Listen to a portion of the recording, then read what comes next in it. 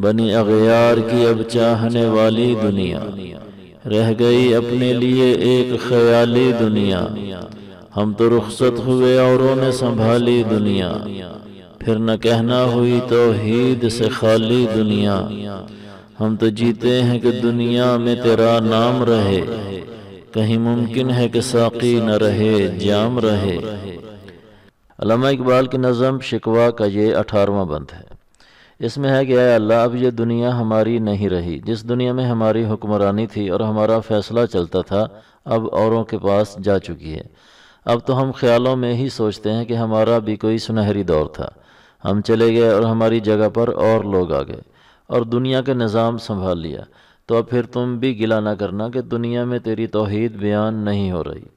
جب توحید پرستوں سے چھین کر دنیا تو نے غیروں کے حوالے کر دی، تو اب تیری توحید کا پیغام بھی خطرے میں پڑ گیا ہے، کیونکہ اب ہماری بات سننے کے لیے بھی کوئی تیار نہیں ہے۔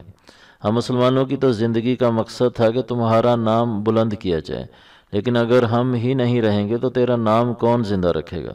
یعنی یہ کیسے ہو سکتا ہے کہ شراب پلانے والا نہ رہے اور شراب کے جام باقی رہ جائیں؟ مطلب ہم نہیں ہوں گے تو تیرا نام لینے والا بھی کوئی نہیں ہوگا۔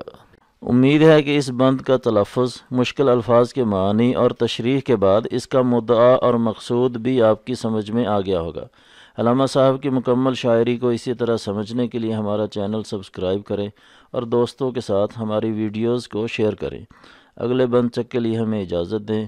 والسلام علیکم ورحمۃ اللہ وبرکاتہ۔